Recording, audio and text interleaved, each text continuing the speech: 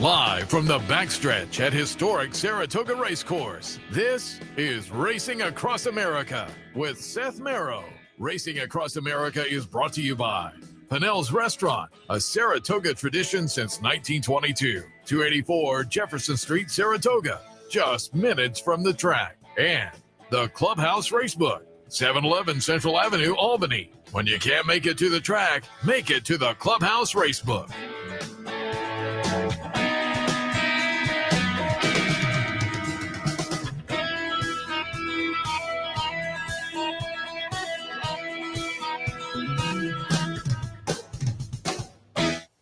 Good morning. Welcome to Racing Across America on this Saturday morning. Another Saturday at Saratoga. That means some great stakes action, a lot of fun up here as well. Let me first hit on some of the Capital OTB promos that are coming up. Don't forget, it's a Fan Appreciation Day at the Partners Pub up in the Johnstown, Gloversville area. Swing by there today for food, vouchers, contests, a lot of fun. Fan Appreciation Day, Partners Pub branch. Play the board contest down at the Clubhouse Racebook as well, so keep that in mind also.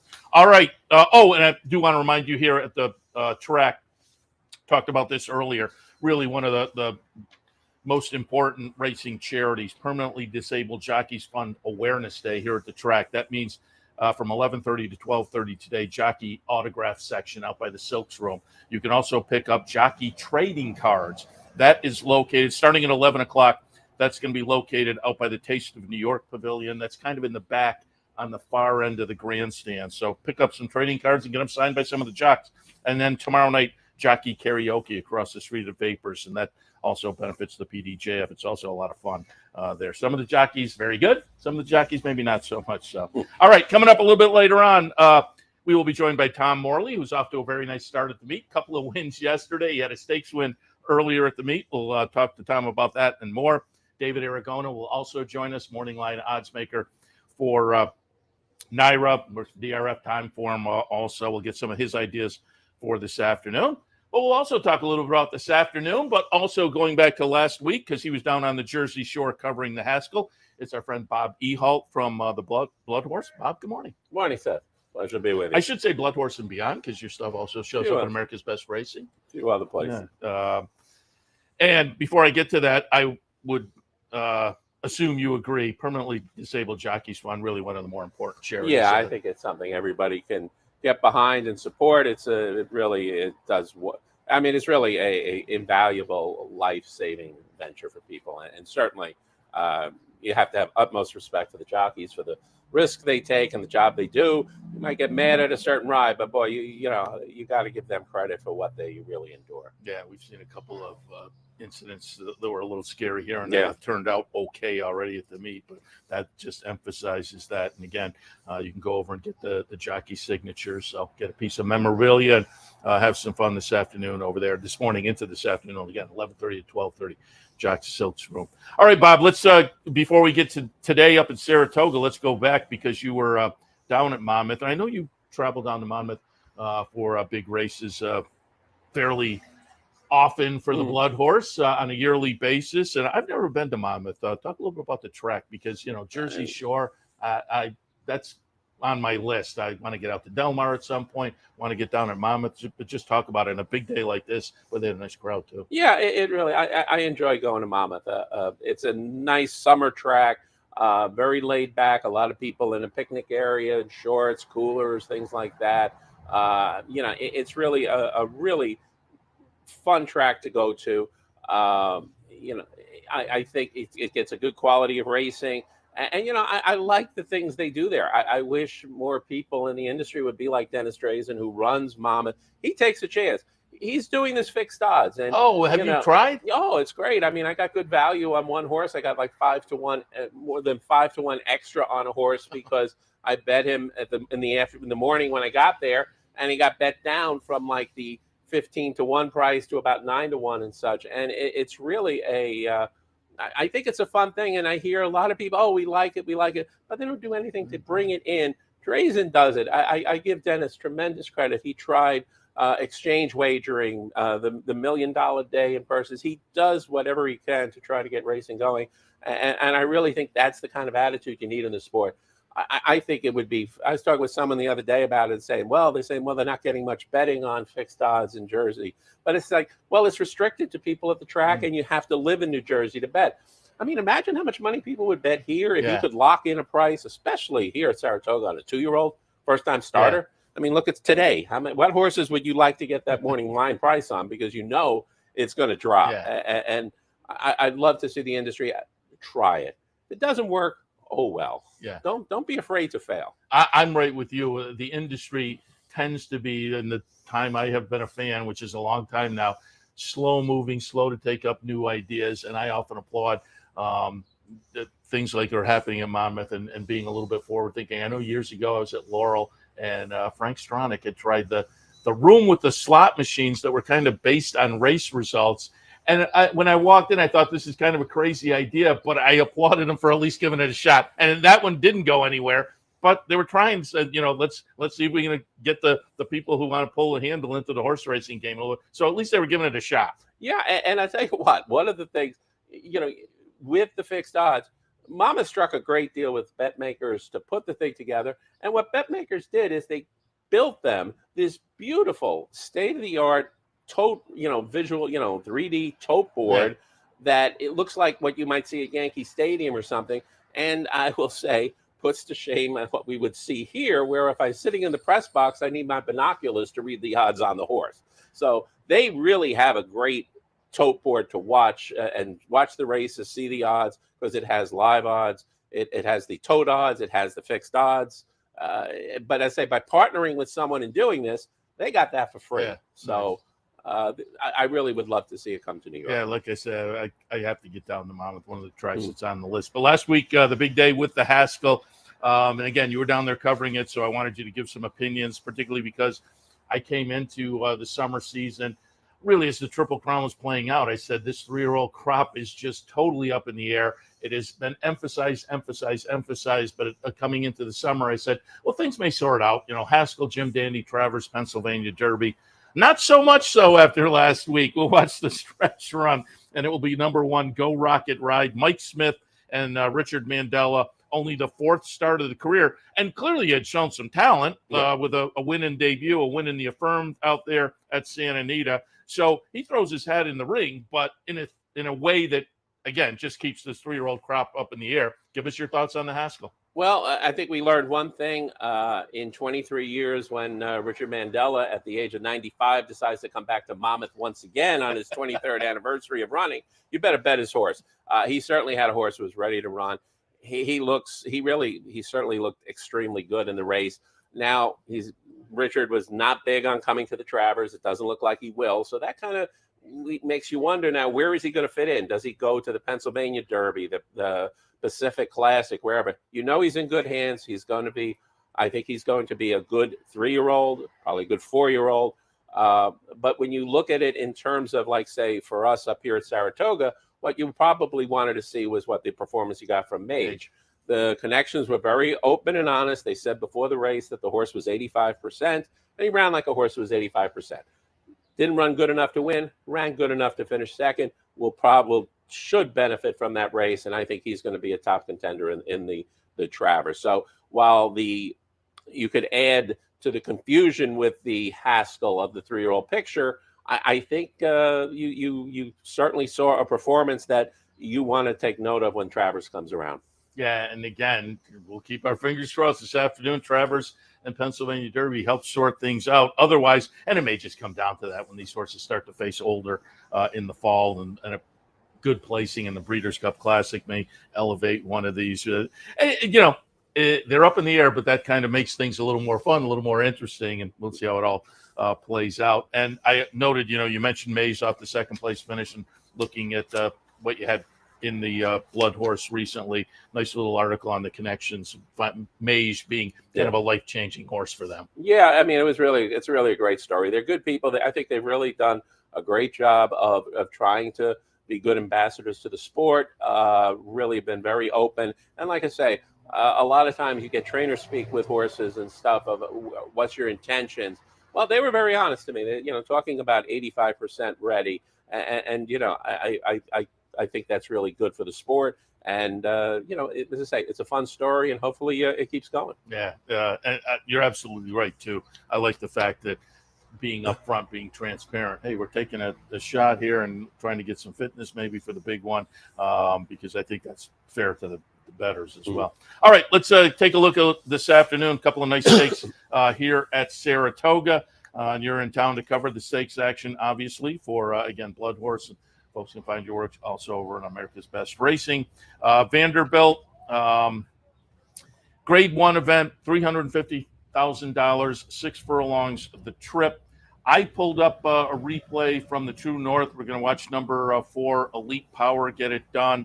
A little bit later with David Aragona, we will show the Aristides with Gunite. So I have replays of both of these. I'm tilting towards Gunite. I thought the return from the Middle East was very good, but Elite Power underneath.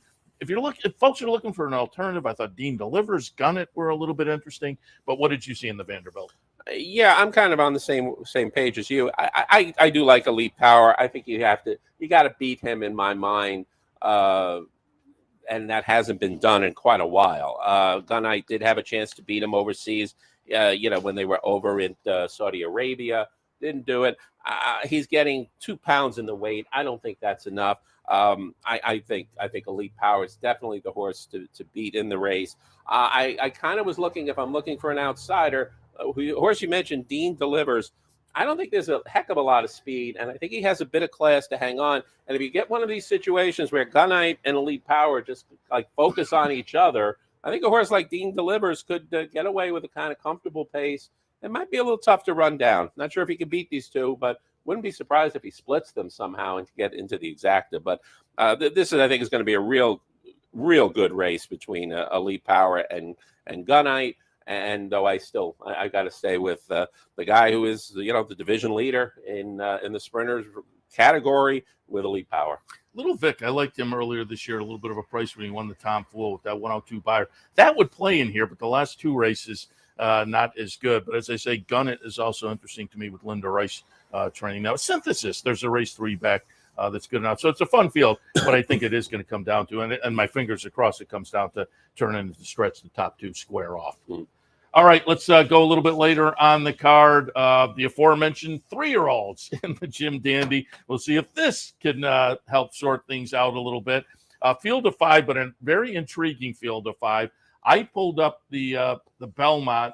Arcangelo, the number 3, will win. Forte, though, off the long layoff, trying the 1.5 miles. I think everybody said this was a pretty good effort for Forte. Number 6 running second. A little bit later with David Aragon, we'll watch the Arkansas Derby. I like Angel of Empire in here. I liked Angel of Empire in the Arkansas Derby. The last 2 disappointed me a little bit. I'm not going to go away, but Forte probably the one to beat. And Saudi Crown becomes the X factor in here. What are your thoughts on the Jim Dandy? Well, look, I think the way this year has gone for 3-year-olds, anybody could win this race, and you would not be surprised. You could certainly make a case.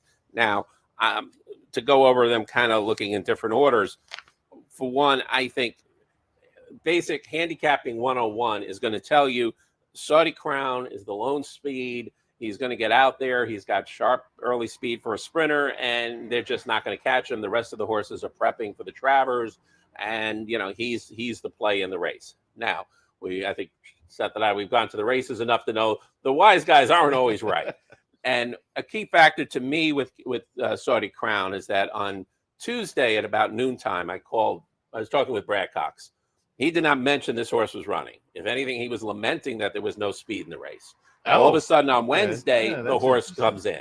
So you sort of figure this horse was put in because of an opportunity that they went for. He hasn't probably been pointed to this race, hasn't been trained. He's now going to try to go 2 turns for the first time, 1 1/8 miles, against horses who are seasoned 1 1/8 miles horses who competed, good enough to compete and be factors in Triple Crown races. I'm not so keen on him, especially that he's probably going to be very heavily bet. Now, where does that take you? Well, the obvious one is Forte. I think Forte is going to run a big race. I think he really has had some setbacks with the scratch in the Derby, being on the vets list, having all the time off. I think this is going to be a big effort by him. I'm not sure if he's going to win. I'd like to have seen a little more speed in the workouts. They are putting the blinkers on. Maybe they'll get some more speed to help him in this race. But I think he's going to put in a big performance. But again, given the odds, I might look at somewhere else. I was with you in the Derby. I liked Angel of Empire in the Derby. He has won in a mile and an eighth, but I'm not sure if this pace scenario is going to help him. I'm not sure. That leaves me with the two horses who are like the outsiders in the odds, Disarm and Hit Show. And to me, that's kind of a coin flip. Disarm had a big race over this track last year. Good effort in the Kentucky Derby. Might have been a little closer, but it got shut off in the stretch. Pointed for this race. I think he's going to turn in a good effort. I might give the little bit of the nod to Hit Show. I like the jockey switch to get Luis Saez in the saddle. I think really a mile and an eighth is his distance. I think he might be able to work out a good trip sitting just off his stablemate in Saudi Crown. And, you know, I kind of leaning a little bit toward him, basically because of the price. I think, as I say, anyone who wins this race, I would not be surprised.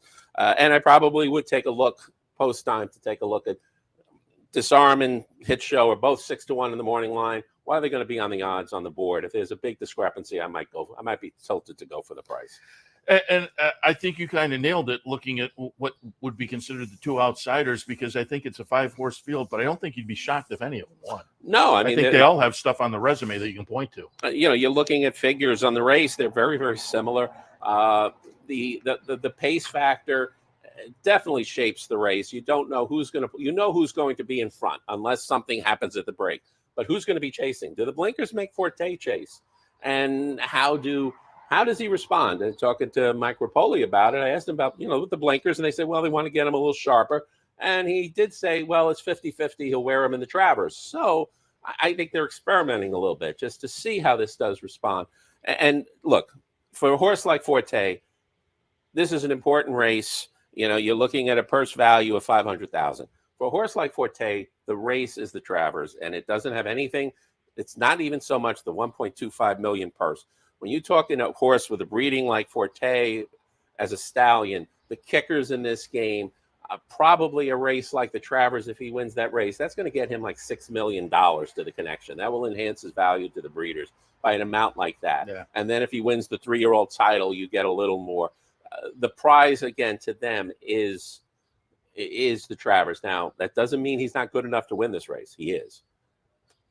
But, as I say, putting on the blinkers here, I could see it being a little bit of an experiment rather than experimenting in the big showdown that will probably decide the title. So we'll see. But, I think it's for a 5-horse field, I think it's a very interesting betting race. I totally agree. And just before I let you go, Bob, looking at the human side of things here, I have the current standings. Linda Rice leading 14-11. Irad Ortiz leading Luis Saez 22-14. And I bring both of those names up because you're down at Belmont and Aqueduct for much of the rest of the year covering for the Blood Horse.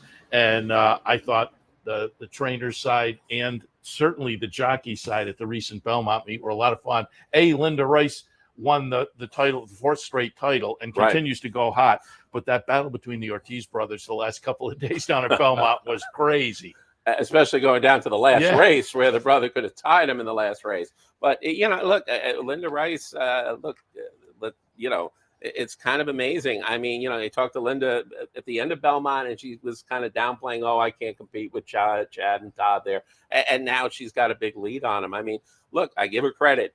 She did something that you're eligible to do through the rules. Go down to Kentucky with a big bankroll of money, bring horses from there who are pretty good horses running for extreme amounts of money, and bring them up here. And she's been successful with that. So that's a game anybody can play. I mean, now I wouldn't be surprised if Kentucky changes the rules because the horsemen down there are pretty upset about people taking their horses and shipping them up north.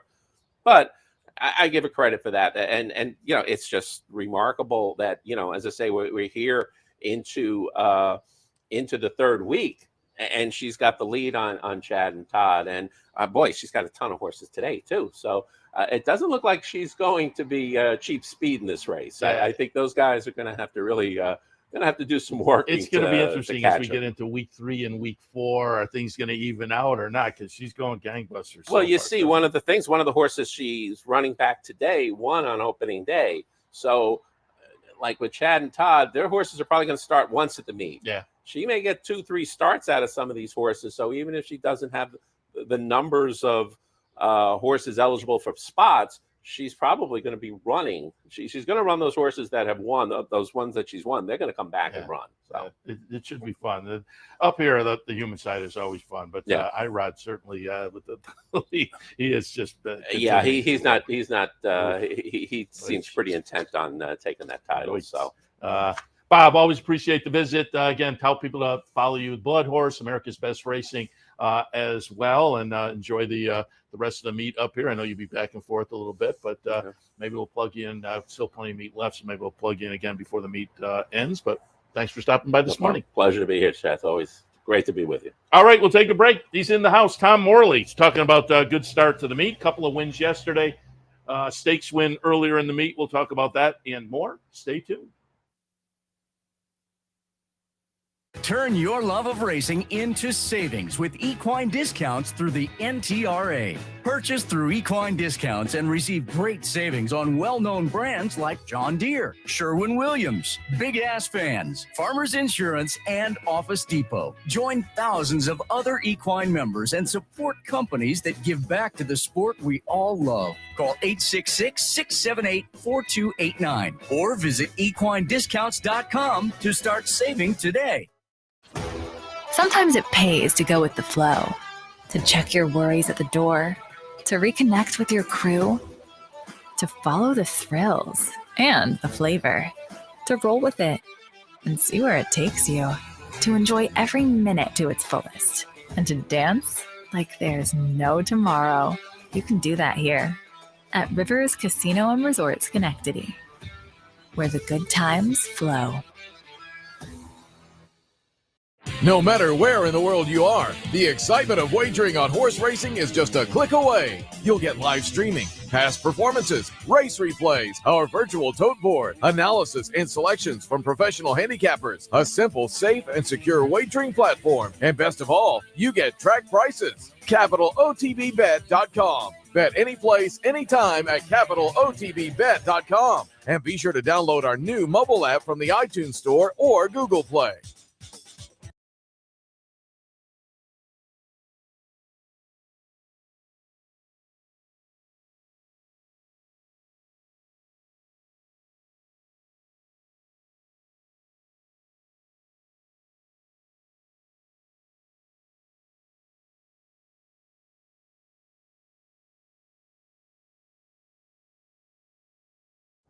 Welcome back to Racing Across America. As promised before the break, happy to be joined now by Tom Morley, who was off to a very nice start at the meet. I went down to the winner's circle yesterday after win number 2 on the day and said, come on back and sit in with us. A stakes win earlier in the meet. We'll talk about all of that and more. Good morning. Good morning.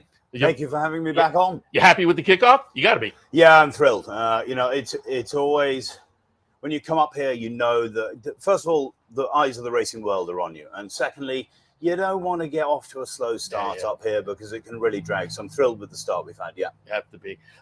We'll hit on some of that, talk about the stakes win and the 2 wins yesterday and whatnot, and what's you have planned for the rest of the meet. But always when we get up here, we've talked about it when we've had you before, but I always think we get new fans that are drawn in and watch year in and year out. So when we bring trainers back here, they see your name in the program, and I always like to introduce a little bit. So give us your background a little bit. Obviously, with the accent, we know you're from across the pond, as it were, in a racing family, right? Yeah, racing family from England. My uncle was a trainer. A cousin, Henry Daly, trains at the moment there. And, my father owned and bred horses with my another uncle, Christopher Spencer. Yeah, it's, I'm one of 5 boys, but I'm the only one that's involved in the racing industry. Oh, really? And Dad did say, he said it was a shot to nothing that one of you would end up doing it. So I came here 13 years ago now, and came for 18 months work experience with Eddie Keneally, and I never went home. I'm now married with 2 beautiful daughters, and you all know who my wife is, Maggie Wolfendale. So, we're part of New York racing now. I should have picked up from Twitter. I should have picked up because your two daughters, very cute names. Grace and Willa. Grace, yeah, and again, very cute. And Maggie, of course, does a great job on the front side as well. How'd you 2 meet? Just here, funnily enough. We met during Saratoga, and it took a while for me to persuade her to go out for dinner with me. Took all the way to Halloween, so she fought her corner valiantly, but thank God she finally gave in. Very good. And again, from England, and you were back this year, right? Had a start at Royal Ascot. Yes? Yeah, it was very exciting. We took a 2-year-old filly over for the Queen Mary. Unfortunately, got a ton of rain on the Monday, and that really literally dampened our chances. But she performed creditably, finished 9th, and it was great to have an opportunity and a horse good enough to go over there and be competitive. And, I'm really looking forward to getting to stretch her out up here towards the end of the meet in the PG Johnson. Very good. So we'll see her. Good. But that had to just be a thrill for you, being from over there to have a starter at Royal Ascot. Yeah, it was huge for me personally, and it was huge for her ownership group. Those opportunities don't come around very often. So made a lot of people, a trip of their racing lifetime. Yeah, very good. I also wanted to talk about your background because you were a Flying Start graduate. And just a couple of days ago, I had a current Flying Start guy in, Alex Sauceville, who was a high school champ basketball player down at Scotia, a local guy, and he's the only U.S. representative this year. So we talked a little bit about his experience in Flying Start, which, again, a great program. Talk a little bit about your experience with the Flying Start. Yeah, I mean, I always say that I owe Sheikh Mohammed a huge amount of it's a massive leg up. It's 10 years of experience into, and the exposure to leaders within the industry across the globe, from Ireland and England to America, Australia, Dubai. You just don't get that opportunity unless you're fortunate enough to be chosen to do the program. So it exposes you to every aspect of the industry, from racecourse management to broodmares and foals to the racetrack itself to corporate entertainment and hospitality and business modules. It's a tremendous program. How many countries did you visit? 6. Yeah. Yeah, very good. And again, if there are young folks out there thinking about the industry, put that kind of thing in your back pocket, because certainly, as you say, it is a massive head start. And Alex, lucky enough to be. And when you were doing it, was there that application program that was extensive to get in? Yeah. It's they do a thorough process of choosing the 12 people. Yeah, very good. All right, let's talk a little bit about what you've done so far. And I went back and pulled up the stakes win from the second day of the meet. It's the Coronation Cup. It was switched over to the dirt. We're going to watch Unified Alliance, the number 7, get it done with the surface switch. What were your thoughts coming into the day, the surface switch, and then the thoughts on the performance itself? She's a lovely filly. She shipped into me. She was purchased privately by the Hickey brothers, Regan Jack Racing, and John Service sent her into me for a stake at Belmont, which we saddled her for, and I thought she performed creditably that day and finished second. But she's just done very, very well since we've had her. Really enjoyed working with this filly. She's got a ton of class. We worked on the turf at Belmont. Javier was extremely excited about the way she worked on the turf, so we wanted to give her a go on the turf. Yeah. There weren't any dirt stakes for 3-year-old fillies available at the time, so we thought we'd roll the dice. And then obviously when it rained and came off, she's already relatively accomplished on dirt. But she was running against a filly who'd beaten her before, and I just thought it was a lovely post position, and Javier had ridden her once before, and we felt that we had possibly the jump on the rest of the field, and so the aim was always to be aggressive from the gate and try and make them pass us, not the other way around. You've kind of alluded to it already, but you have to feel pretty good getting the meet off to a start, second day of the meet, putting a stakes race in the holster. And do you come in with goals? Always. Yeah. And a lot of the time you don't reach them in Saratoga because look, it's sensationally competitive up here, and you can have clever ideas with horses and drop horses in class, but you're not the only one doing it. And that's the thing, the claiming races are unbelievably competitive. You can see that in the claim box, the number of people that want to claim these horses, because we're all trying to do the same thing. We all want to win up here. So to win a stake on the second day of the meet was a fantastic start. And she's a very, very nice filly, and she'll point towards the Galway, but we'll have a look at the Galway and also the race at Charlestown going 7/8 for the 3-year-old. Okay, so we might see her, but you might look out of town. Yeah. Okay, all right, very good. But again, nice performance, nice way to kick off the meet with a little stakes action. But yesterday was very good as well to put a couple in the holster. We'll kick things off. We'll look at race number 2, optional claimer, non-winners of 2 other than Into the Sunrise, the number 7 horse. gets it done here by half a length. Nice gutsy performance. Manny Franco on board. Talk about the win yesterday in race number 2. Yeah, it's funny, Seth, when you pick up the PPs for a race, the only way that I imagined that we would struggle in this race was running against Arsenal City Limits. And when he scratched, yeah. I thought that we had a really, really live shot of a horse who's been desperate to go 5.5 furlongs on firm turf. And he just hasn't got to do that recently. And we picked him up with the view that up here, these are the conditions that this horse should thrive in. And then we got an outside post position with the fastest horse in the race. Now, a lot of people couldn't see him being the speed, but he's been very, very sharp since we claimed him, this horse. And, Manny and I agreed again in the paddock that we'd be aggressive from the word go. We thought we had the fastest horse and try and make them come and catch us. And I thought it was a fabulous ride from Manny. He was suitably aggressive from the word go, but just kept enough up his sleeve to hold off Fauci, who's a very accomplished individual. First off, the claim, so a very clever claim. And you talked about the claim box up here. Yeah, being up in the press box, they'll announce the shake. I mean, there are 20-way shakes. If you're playing the claiming game up here, that's as tough to win as on the racetrack. Yeah, and it is difficult because, I mean, for a barn like mine that has typically 35 to 40 horses, we've already lost 5 horses in the claim box at the meet, and we've replaced one of them. So it's, if you want to win up here, you have to be aggressive, but you have to realize you're not going to bring your horses home, and you have to be okay with that. Yeah. So how many horses do you have up here now? We bring 15 up at a time, and I have. And then you're going back and forth? And rotate them through Belmont, yeah. So we've got about 25, 30 at Belmont at the moment. I'm going to let you pronounce because I had like 3 different pronunciations. Colloquy. Okay, Colloquy. That was one of them. Yeah. That was one of my pronunciations. But that was the 5th race yesterday. I like that one on top. And I think first win in the meet for apprentice Jamie Torres as well, I believe. Yeah. So that added a little bit of extra as well. He's such a hardworking young man, and he's incredibly humble, and he rides unbelievably well. I mean, he is as big a best kept secret that we've got around here as far as I'm concerned. I haven't seen a bug boy as impressive as him since Jose Gomez. And honestly, I think he has all the attributes to become an absolutely fantastic journeyman jockey as soon as he loses his bug. We supported him as much as we possibly could. We gave him his first stakes win on locally owned at Aqueduct, which got us both in trouble with the stewards because he said to me in the paddock, he said, "I love your hat." And I said, "Well, I tell you what, if you win this, then you can have my hat." And so when he won, he took his helmet off, took my hat off my head, rode into the winner's circle wearing a trilby. The stewards called me, they fined him. We all got into all sorts of trouble. So yesterday, I should have pulled up the picture. So yesterday he doubled. Put my Panama on his head in the winner's circle, but he didn't dare take his helmet off. That's funny. And I'm thrilled for him. He's ridden very well at the meet so far without getting a win. So I was absolutely thrilled that he gets on very well with this horse. He's done nothing wrong on him so far, and he was super confident yesterday. He walked into the paddock, and actually he said to me, "When we win, can we do the hat thing again?" And I said, Heine, it's Saratoga. Dab the brakes on when.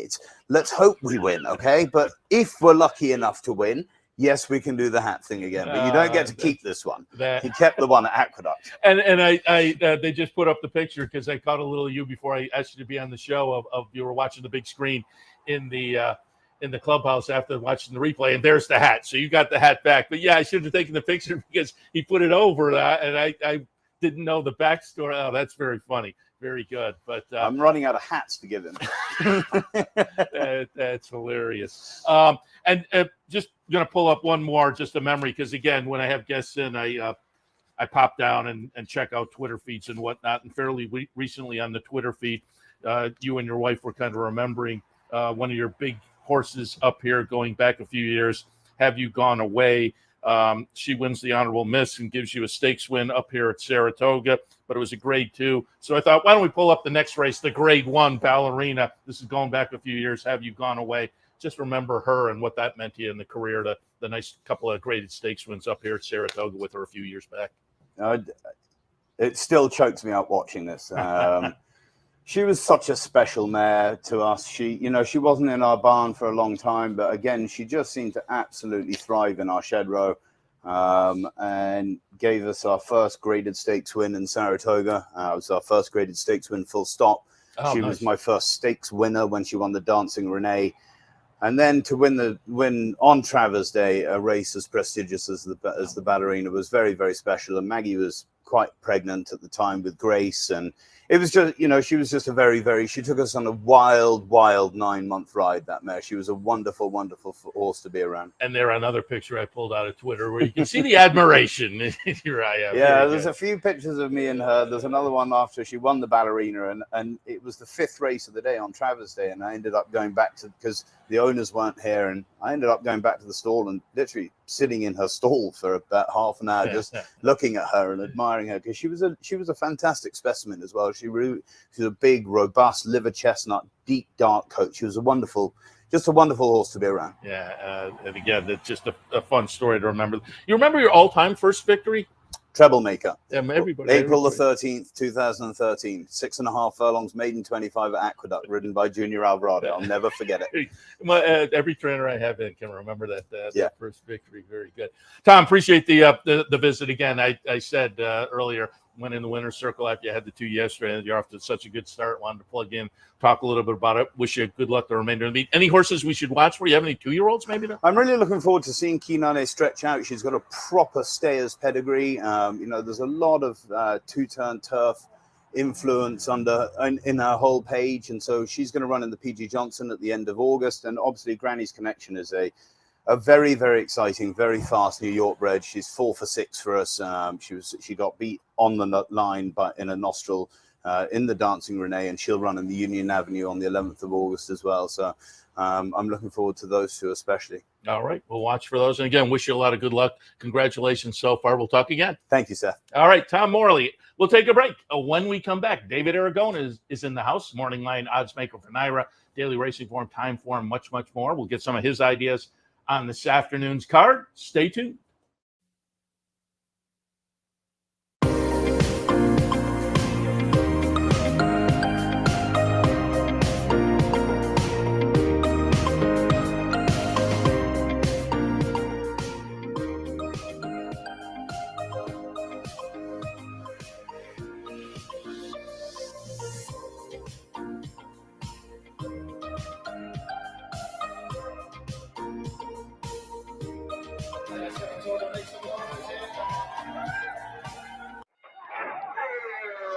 Why just watch the races when you can be in the middle of the action? For nearly 20 years, Bonaventure Stables' share-based ownership program has made thoroughbred ownership affordable for the everyday fan. Ownerships of 5 and 10% are now available on a nice selection of horses. As a partial owner with Bonaventure Stables, you'll enjoy all the benefits afforded every owner. Visit with your horse in the private stable area. Greet the trainers and jockeys in the paddock. And when your horse wins, savor the moment in the winner's circle at Saratoga, Belmont, Aqueduct, or wherever you bring home the prize.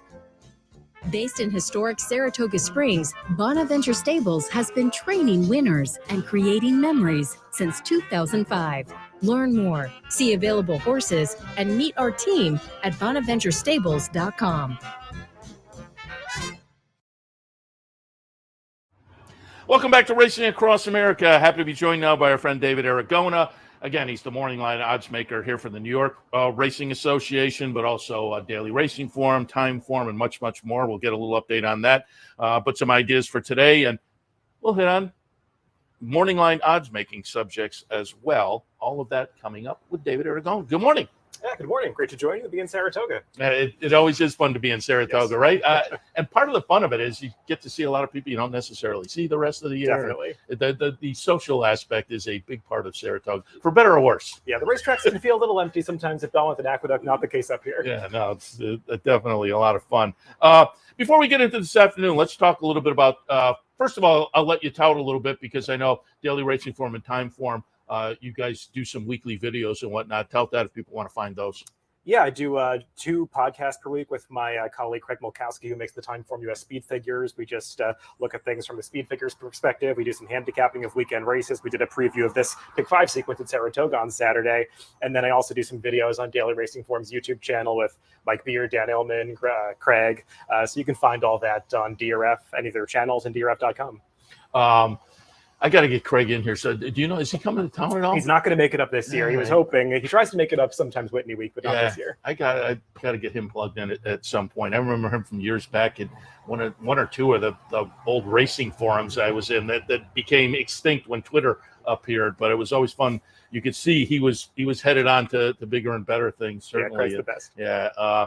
And speaking of bigger and better things, you, the morning line odds maker for NYRA, and you have to feel good because I said earlier, it seems like universally people on social media, which can be brutal, but they tout you as, if not the best, one of the best morning line odds maker in the country, and you have to take some pride in the response that people give to you. No, I mean, it's nice to hear. I always say the best compliment for me is when I hear nothing, because when people are not thinking about the morning line, that typically means the morning line is good. You don't want it to be a discussion point. But no, I try to put a lot of work into it, especially with those 2-year-old races, watching a lot of videos and doing some research into the pedigrees. So try to get it as accurate as possible. Talk about that. What is the work that goes into it? The card comes out, you get the card, and so what is your homework before you put the numbers on the page? Yeah, I mean, well, NYRA is one of those tracks that doesn't draw too far in advance. Yeah. So a lot of times it's like a 16-hour turnaround, especially for like these Saturday cards. But yeah, I just get the PPs, try to spend the most time on those 2-year-old races. I look up the workout videos, pedigrees, try to see who's working with who. XBTV is a great resource for that I try to use a lot. But for the other races, it's just trying to like think about it from the perspective how the public handicaps, jockeys that take money, paying attention to hot trainers, that sort of thing, and just kind of synthesizing all of these factors to see how people are going to approach these races. And people talk about it all the time, certainly Andy and the folks on the NYRA pregame show. You have to factor in a point or two these days for Irad Ortiz. Irad Ortiz and Linda Rice these days, especially at this meet, the way things have been going, it just seems like those horses are really taking an extra amount of money than what they usually do. Yeah, no question about it.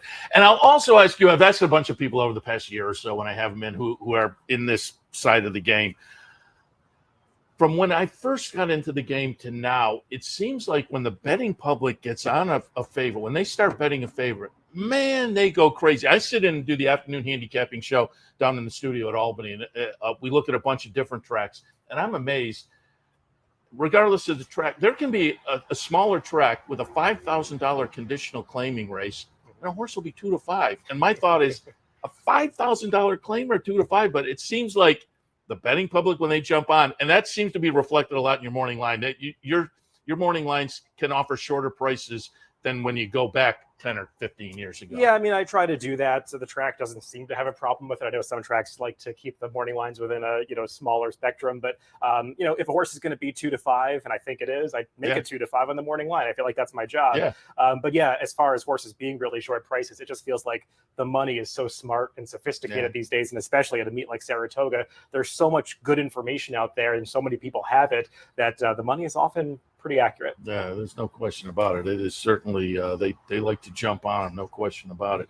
All right, let's get some thoughts. Any thoughts on the meet so far? Certainly, we've had some outstanding performances at this point so far. Yeah, I mean, there've been some short prices coming in. I guess that changed a little bit yesterday. There were some bigger prices that came in, but generally, it's been pretty good. It feels like this is the time of the meet when things start to really pick up, and you get like the full slate of Kentucky shippers, and the stakes start to come up a little more interesting. So, looking forward to when things turn into August. Yeah, Saratoga being Saratoga, we've had some short fields, but certainly competitive fields, and certainly names that you can stick in your back pocket and say, hey, I was there the day I saw that happen. But as you say, as we progress into August, things can become even more exciting. And today we have a couple of exciting stakes races. And again, they're not huge fields, but I think they're fun, competitive fields with some horses that, at least on the top end, will make it competitive. Let's start in the Vanderbilt. A little bit earlier, we watched Elite Power win the True North, but for this segment, I pulled up the Aristides. I like Gunnet this afternoon off of this race on the return from the Middle East, but the two that stand out are Elite Power and Gunnet, obviously. I'm tilting towards the Asmussen Runner, but I thought Dean Delivers and Gunnet were a little bit interesting if folks are shopping for an alternative. Your thought in the Vanderbilt? Yeah, I also picked Gunnet at the number 5. A little difficult with Gunnet and Gunnet in the same race. But no, I mean, when you look at the speed figures, he looks very similar to Elite Power. The only difference is Elite Power has won all of his recent races, and Gunnet has just kind of come out on the short end in a few of those really tough spots. But I thought he put in some game efforts overseas in those 2 races in Saudi Arabia and at Meydan and Dubai. And then last time out, I mean, Bango is such a Churchill specialist but he was able to beat that horse. So feels like he's coming into this race in good form. 6 furlongs, maybe a tad short for him, but you could say the same thing for Elite Power too. So it's going to be a good matchup between these two. Yeah, Bango, the great Foley train, he came back to win out of that too. So that kind of flattered Gunite a little bit. And Steve Asmussen has just been so good with sprinters the last few years. I mean, Echo Zoodle the other day. Oh, she was amazing. Example of that. Yeah, just crazy. All right, the Jim Dandy also on the card. And before we get started, I'll just get your opinion overall of the 3-year-olds this year. Been talking a lot about it here on the show, going back to the Triple Crown. Man, it is totally up in the air at this point. It really is. It's one of those years where the Travers is going to decide a lot. Let's hope all these horses stay healthy and can make it to that race. And you want to see the top 3-year-olds all converging in that Travers, because a lot of different horses have won the top races so far. Some have not shown up on the big days. A few have had layoffs that have complicated things, haven't been able to participate. So you hope that all the big names show up in the Travers and we get to settle it on the racetrack. Well, and you hope they stay healthy. 2 Phils was the one that, man. Felt like he might have been the best of the crop. That we will not see him, as he's now been retired. But we'll see if things can shake out a little bit, perhaps, because certainly there are some horses in the Jim Dandy this afternoon that can be players in that 3-year-old division. I'm pulling up the Arkansas Derby. I liked Angel of Empire in that race, got that race done. And then maybe, for me at least, a little bit disappointing in the Derby and the Belmont. I thought the Derby effort was okay. I was kind of thinking, with the triple-digit buyer, the 3rd place, I leaned on him in the Belmont. That was a little more disappointing, the 4th place finish. But I'm not going to jump off. I'm going to go with him. Forte probably the one to beat. Saudi Crown, the X Factor. Disarm for Asmussen off the win last time. Fun race. What did you see in the Jim Dandy? Yeah, I like Angel of Empire too. I'm hoping he can get back to this sort of performance that we saw in the Arkansas Derby, cutting back to the 9 furlongs. I mean, none of these horses really want to go 1.5 miles, and he did not get the most comfortable trip in that Belmont Stakes. Tapit Trice made this premature move that day, and it kind of forced both Angel of Empire and Hit Show to maybe go a little bit earlier than they wanted to in that Belmont Stakes, and they just got a little tired at the end. I think cutting back to this distance, he's going to get a right kind of trip, just sitting behind the speeds and what's going to be a compact 5-horse field, and he's got that turn of foot that we saw in Arkansas that hopefully he can reproduce here. I mean, Forte's the horse to beat, but I always get a little leery when they make these blinker changes with a horse like this. It just feels like it's a little bit of a desperation move. He's been a little disengaged on the far turn of some of his recent races, and they're trying to, put a Band-Aid on that. But I worry sometimes that it's going to have the negative effect. Yeah, we saw that down. We were down covering the Florida Derby, so watching it live, I thought, man, he's done on the turn. And then that was a big effort to get it done there. And it was a similar situation in the Belmont. Yeah. So they're saying these are kind of small blinkers, but just to get them focused a little bit. We'll see if it works, but it's definitely an experiment. It is, and he's going to be a short price, and trying something new at a short price can be tricky. Yeah, the old Harvey Peck logic. Yes. I always like to refer to Harvey. Couple other ideas on the card today. We'll kick things off looking at race number 9, which I think is a fun race on the turf. I went 6, 10, 9, and 8. I went with Diamond Hands. Pletcher, one of the Ortiz brothers, Jose Ortiz, at 5-1, I thought was a player. Get Your Kicks being lightly raced, I think, is a little bit live in here. And then the 9 and the 10 at some prices also in my mix. So for me, 6, 10, 9, and 8. But I can see 2 or 3 others that I could point to and have equal confidence. Your thought in the 9th? Yeah, I thought this was a really wide open race, and I just generally wanted to veer away from some of the horses that have already had chances at this level, like Expand the Map and even Diamond Hands, who's kind of racking up the second place finishes at this point. So I took a look at the number 3, Bolivia, who I think is going to be double digits in terms of the odds in this race, and Brendan Walsh off to a strong start at the meet. And I always think inside post positions are so important, going this 1 mile distance on the inner turf. And I thought this horse was pretty game last time at Churchill, trying to rally between horses in traffic and switching back to the inside lane.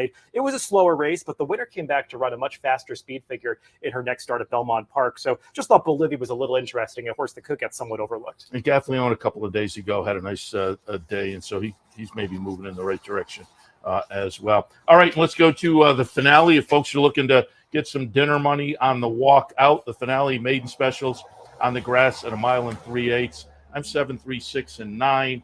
I put She's Mo Bubbly on top for Todd Pletcher. Off the try last time, similar situation. The 2 underneath, improving numbers for Christophe Clement. I thought Fizzy for Pletcher could be a little bit intriguing. And Libretto's had plenty of opportunities, but off the last couple, I thought the Mike Maker runner was playable as well. But another one where I could point to 2 or 3 others. I have it 7, 3, 6, and 9. Your thoughts? Yeah, I like Fizzy quite a bit in this race, the number 9 horse. Her debut at Belmont is one that it's worth going back to watch. And if anybody's a fan of gallop outs, she's a horse that you really want to pay attention to because she was just in traffic for almost that entire race. And it looked like Irad just sort of gave up at the top of the stretch and just realized he wasn't going to be able to get there. But at about the 8th pole, he switched her to the outside and asked her for some run. And she really started moving across the wire. And you could sort of see, oh, maybe this horse didn't get so much out of this race. And he actually rode her out after the finish, past the winner and into the clubhouse turn well ahead of the field, almost like he was trying to prep maybe for next time. Sure. Switch to Flavian Pratt today. I wouldn't be surprised if this horse shows more speed from the outside. And just based on that prep first time out, I feel like the 1 3/8 might be the right distance for her. Well, let me ask, because I'm not a big gallop out guy, but now I have to ask if you generally are, or was this maybe a situation where it was just a little bit of a different situation that made the gallop out stand out a little more? I mean, I think sometimes people get too caught up in them. Like sometimes the winner just gets like taken in hand at the end of the race and gets like pulled up very quickly and everybody gallops out past the horse. I don't care so much about that, but this horse was intentionally asked to go past the wire, but you don't see that often, and it felt like maybe there was some intention there. I like that analysis because, like I say, I'm not much of a gallop out guy, but that to me has maybe a little bit of a more special angle to it. And before I let you go, just give us a little background again. Whenever we get people in here, I always like to find out how'd you get into the game, and then how did you get tied in eventually with NYRA and DRF and Timeform?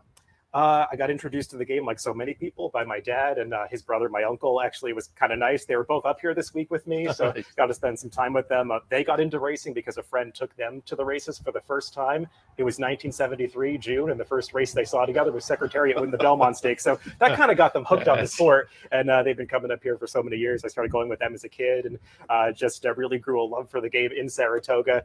And I mean, fast forward to when I got older in my 20s, I started keeping a blog online that people started writing about the NYRA races.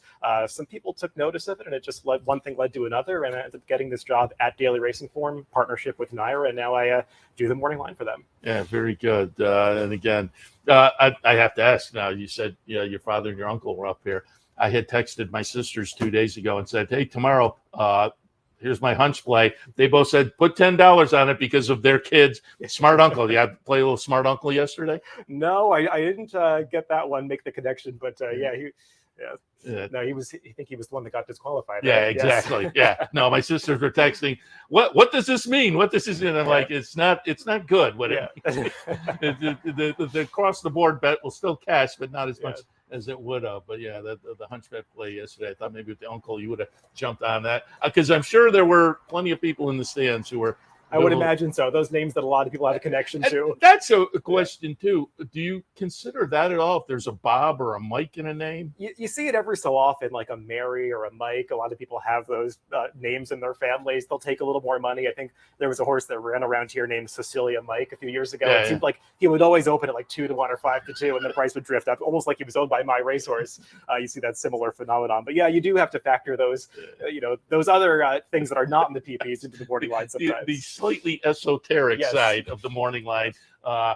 And always curious, because I have John White on quite a bit as well when we're down in the studio. John, of course, the morning line odds maker out of Santa Anita.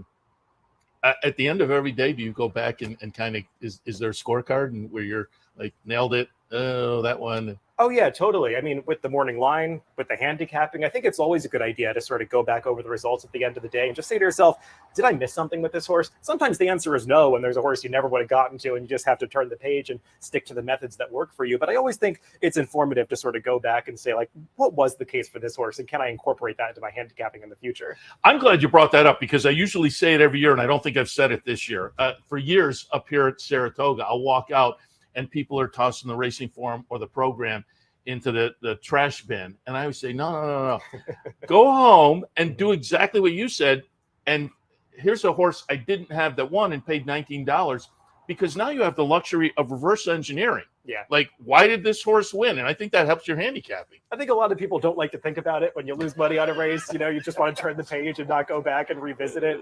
But no, I think it really can help you if you're willing to view races from a different way and incorporate that into your handicapping in the future. It can be helpful. Yeah, like I say, you can reverse engineer, because now you know what the horse won, and so you can go back and what did I miss, and then maybe next time you pick it up. Are you a contest player at all? No, I never really have gotten into it. I'm sort of more playing the long game with the pari-mutuel wagering, but no, I never really got into the contests. Very good. All right, Dave, appreciate the visit this morning and some thoughts for this afternoon. Again, on behalf of the public, because I hear the comments all the time too. You're doing a great job with the morning line with the NYRA racetracks. I mean, and particularly up here at Saratoga with the 2-year-old races, it's tough. And there's some races where you've nailed it in a race where I thought, for me, if I was making the morning line with a bunch of first-time starters, I would be totally out in left field, and you nail it. And so I think a lot of that probably is due to the research. But again, as I say, on behalf of the fans, I'll offer congratulations and doing a great job. I appreciate that. Thanks. And I appreciate you stopping by this morning, giving some thoughts for this afternoon. Enjoy the rest of your stay up here at Saratoga and then on the return as well. And we'll talk again. Thanks. Always enjoy chatting. All right. David Aragona. We will wrap up Racing Across America for this Saturday morning. Big day ahead. Nice day. Sun's out. A little humid, but it has been right along. So keep that in mind. Don't forget Jockey PDF Awareness Day. At 11:30 to 12:30, it's the autograph session out by the Jockey Silks room. Keep that in mind. You can buy the Jockey trading cards as well. So that's all a lot of fun and goes to a great cause. So keep that in mind for today. Enjoy the racing the rest of the day. Tomorrow, 9 a.m. handicapper support, 10 a.m. My partner Steve Bick back from Haskell Week last week. So he'll be in for Loose on the Lead tomorrow morning at 10 a.m. So have an enjoyable Saturday afternoon. We'll see you tomorrow. 9 a.m. handicapper support, 10 a.m. Loose on the Lead. You've been watching Racing Across America. Racing Across America has been brought to you by Pinnell's Restaurant, a Saratoga tradition since 1922. 284 Jefferson Street, Saratoga, just minutes from the track. And the Clubhouse Racebook, 711 Central Avenue, Albany. When you can't make it to the track, make it to the Clubhouse Racebook.